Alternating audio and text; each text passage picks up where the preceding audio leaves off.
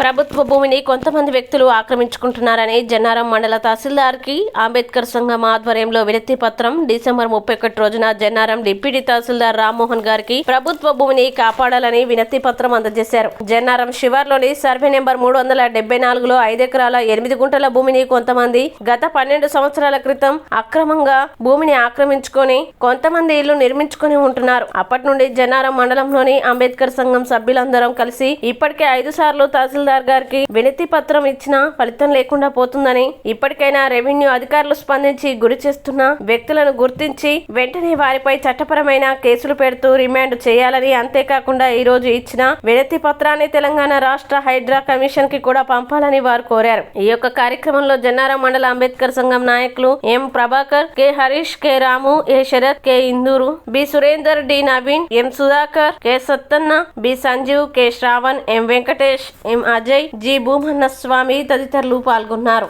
Commission కూడా రాష్ట్రం copy 1, copy 2, copy 3 Hydraa commission రాష్ట్రం అక్కడ కూడా పోతుంది తీసుకొని. ప్రభుత్వ భూమిలో ఎలాంటి అక్రమ కట్టడాలు అనేవి ఉండదు. అది మీరు కొంచెం దీన్ని కేర్ తీసుకొని ఎవరైతే ఇప్పుడు అక్రమంగా తవ్విన వాళ్ళు ఉన్నారో వాళ్ళని వెంటనే మీ అధీనంలో తీసుకొని చట్ట ప్రకారంగా వాళ్ళకి ఎలాంటి చర్యలు తీసుకుంటారు. ఒక్కసారి మన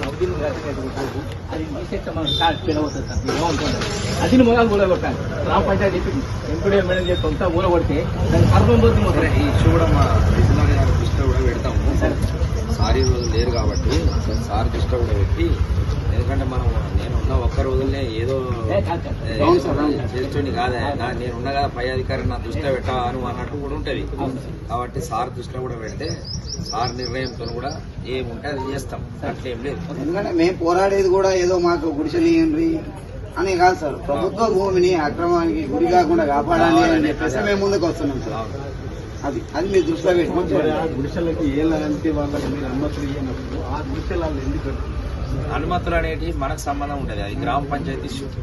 వాస్తవంగా ఏదన్నా ఉన్నా కానీ గ్రామ పంచాయతీ కన్సర్న్ సెక్రటరీ కానీ వాళ్ళు కానీ వీళ్ళు కానీ ఏదైనా ఉంటే వాళ్ళ రికార్డ్స్ ప్రకారంగా ఇచ్చిర్రు అయ్యలేదని వాళ్ళకి తెలుస్తుంది. ఆ ల్యాండ్ మా శిఖం పరిధిలో ఉంటే మాత్రం దాన్ని ఏమున్నదో డెఫినెట్ గా సార్ దృష్టిలో పెట్టి సర్వే చేయించి అది ఏ రకంగా ఉన్నదనేది చూసి చర్యలు పొంగల్ జీపీ ఏఓ గారు కూడా రిప్రజెంటేషన్ ఇచ్చినాము. ఆర్టీఐ పెట్టినాం సార్. మేము ఎలాంటి పర్మిషన్స్ ఇవ్వలేదు, వాళ్ళు ఆక్రమంగానే కట్టిండ్రు అని చెప్పేసి వాళ్ళు మాకు రిటర్న్లు కూడా ఇవ్వడం జరిగింది. ఆర్టీఐ ల్యాండ్ను గవర్నమెంట్ దేనికోసం ప్రజలకు వాడుకోకుండా అనవసరంగా వాళ్ళు అక్రమంగా వాళ్ళ కట్టడాలకు మాత్రం దాన్ని పోలిస్తే మాత్రం పెద్ద ఎత్తున సేర తీసుకోవడం జరుగుతుంది.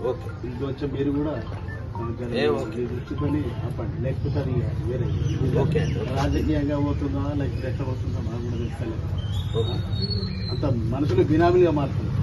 అది కాకుండా ఇది ఏదైతే తవ్వకాలు జరిపోయిందో ఇమీడియట్లీ ఈ వారం లోపల మీరు నివేదిక ఎవరైతే అక్రమంగా తవ్వినో వాళ్ళని మీ ఆధారాలు తీసుకొని వాళ్ళ మీద ఖచ్చితంగా చట్టపరమైన కేసులు ఈ వారం 10 రోజులలో చేసి వాళ్ళకి రిమైండ్ లేదనంటే అక్రమ కట్టడాలు వాళ్ళతో పాటు ఇంకో 4 రాష్ట్రాలు ఆగకుండా పోతాయి.